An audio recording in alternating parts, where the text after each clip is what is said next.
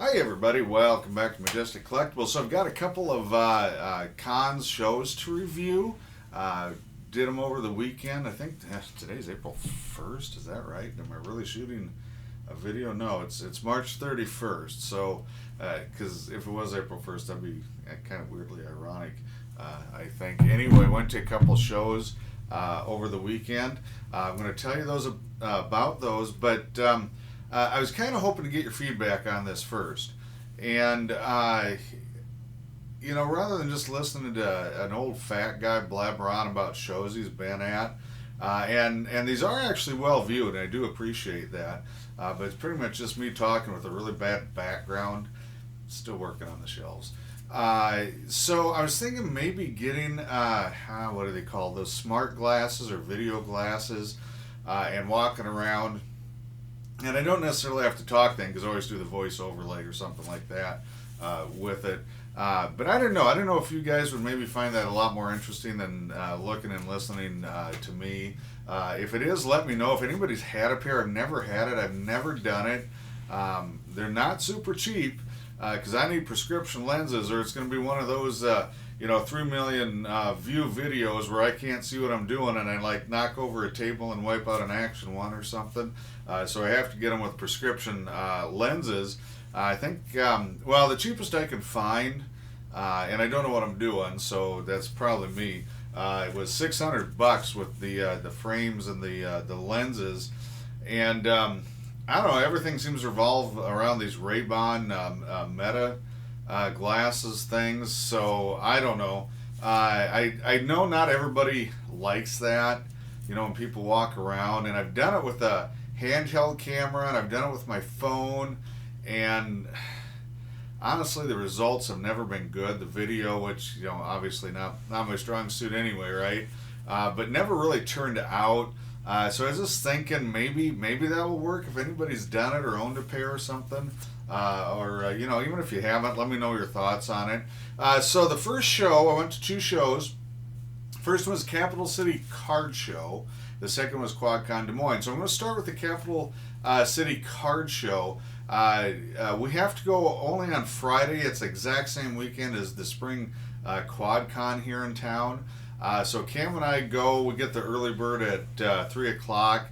And then this last time we were there probably 3 hours, a little more, till a little after 6.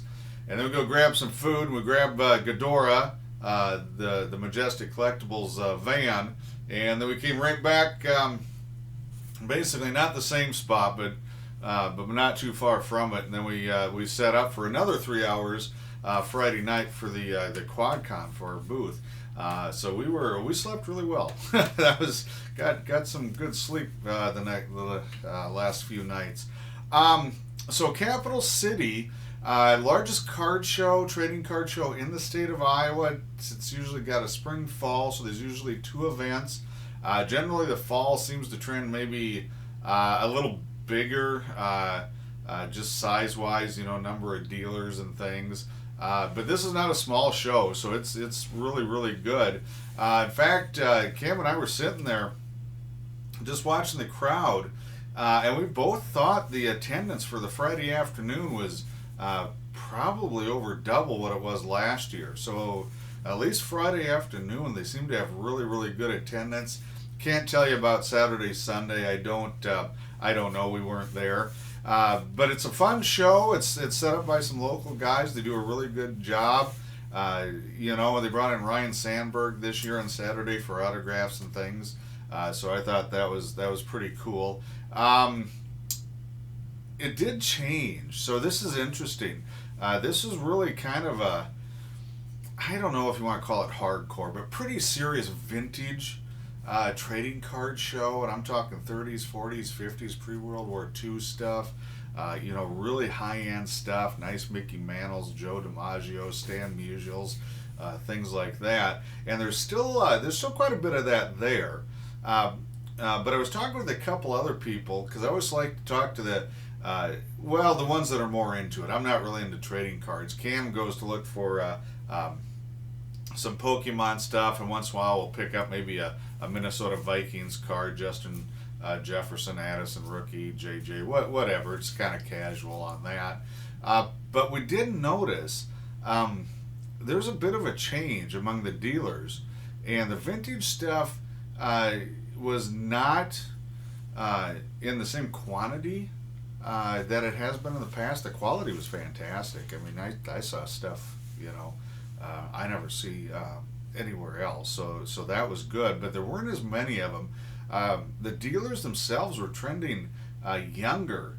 And that's the thing that stood out to us is that, I'm in my mid 50s, and I think there's a lot of dealers there that were actually, easily 10, 15 years younger than me.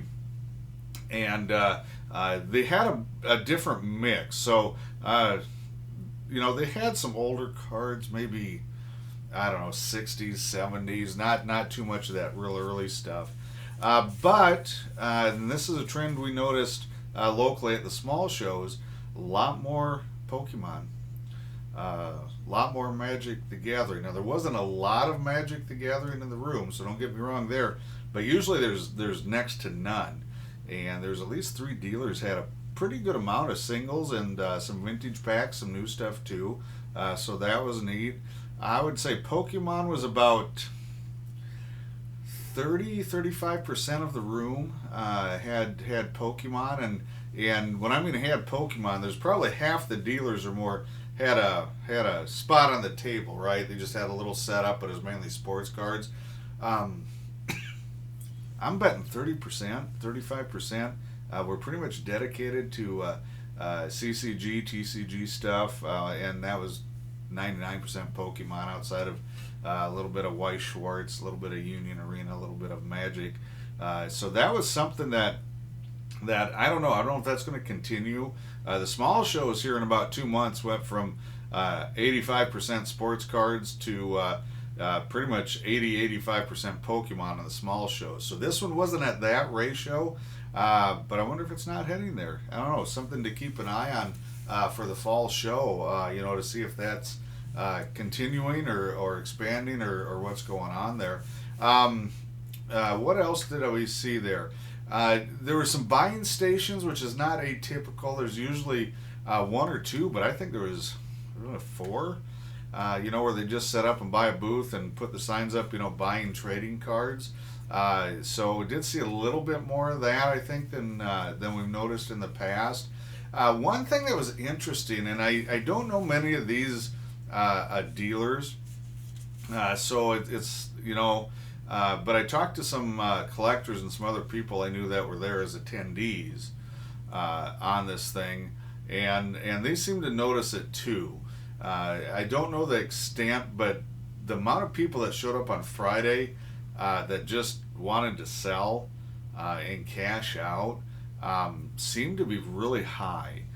They weren't there to buy, so I don't know if this is if this is a trend or if it's a fluke, if it's a general economy thing. I'm not sure, but a lot of the early birds they'll bring something to trade. Not unusual at all. They walk around with their what are they called, Zion cases. They're ridiculous. Sorry, I just get a chuckle out of all this Zion cases rolling around. Looks like some sort of weird Munchkin airport with all these little briefcases, some of them on wheels. Anyway, that's my shot at Zion cases. I don't get it, but I am entertained by it. But they were bringing stuff, and they weren't really interested in trading as much as cash. And I talked about this with Cam in the video for the Pokemon stuff, how everybody's somebody was there trading 90%. I'm guessing they're looking for stuff for their collection. I don't know, but if you're trading at 90% of market, I don't. Wow, that's I don't know how you're making anything. So I'm guessing they were probably not a full timer, or they were just looking for something really super specific, and they didn't really trade for a lot. I don't know, but we did notice that it was very, very heavy compared to what we've maybe seen in the past on that. So we'll keep an eye on that throughout the year. It's kind of just a curiosity, and you can't judge from just 3 hours at a 3-day show. You know what I'm saying? So we'll see. I'll see if I can talk to a few more people or pick up some gossip on the circuit about the show, if that was really true or not. The second show, I've done it for, fifth year? I think so. I think it's my fifth year at the QuadCon Des Moines at Merle Hay. This is the spring. Next one's in October of this year, so there's about 8 months gap. So quite a bit of gap between the two shows.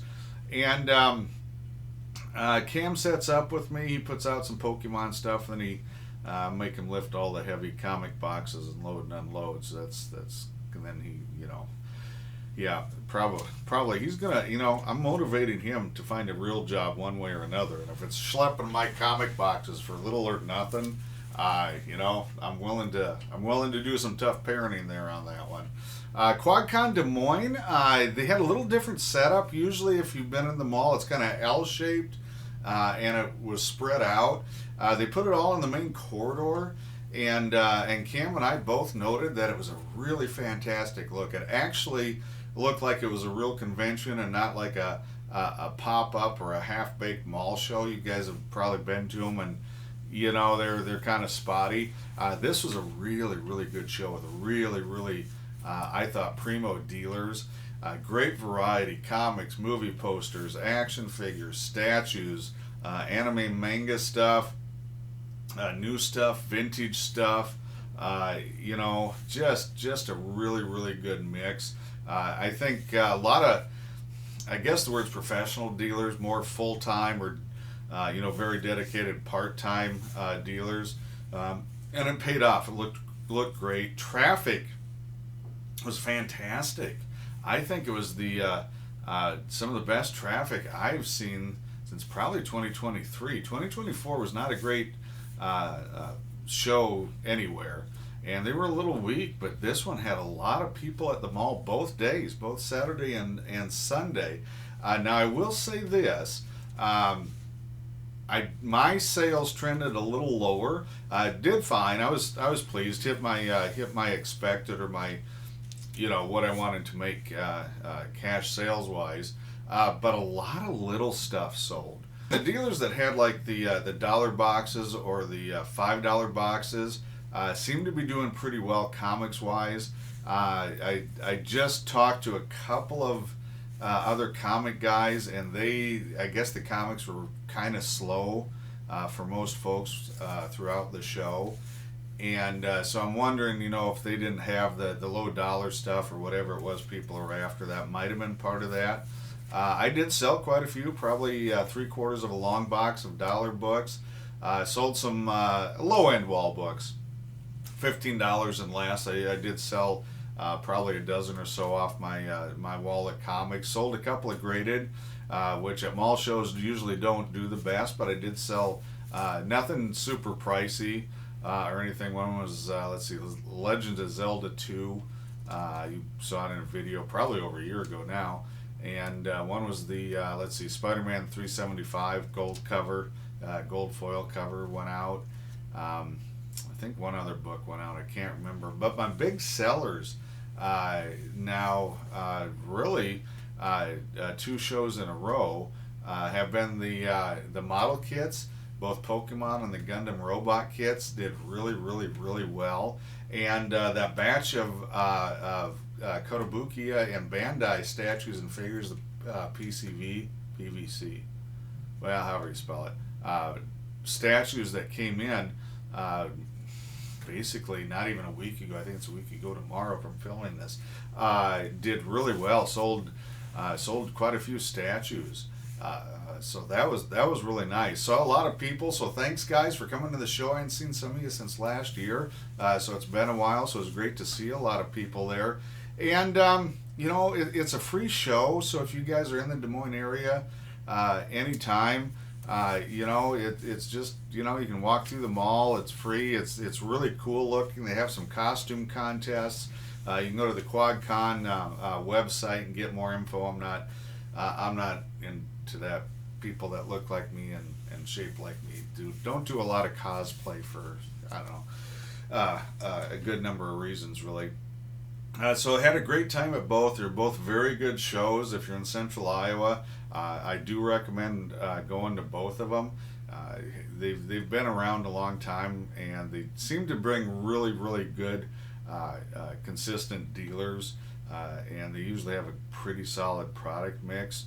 On a final note, I did pick up, so this is going to sound weird, so check out, I'm going to make a finds video after this. I actually found some comics at the Capital City Card Show. I've never done that before. I mean, there's always been just a really small amount of really beat up and extraordinarily overpriced junk here and there. 10, 15 copies must have come with something. They threw it in with the cards when they bought it. I don't know. But there was one dealer there that had I think we had two long boxes and a short box, something like that. So it wasn't a tremendous amount. But anyway, I'll explain it in that video. So check that out, guys. Thanks for watching. We'll catch you next time.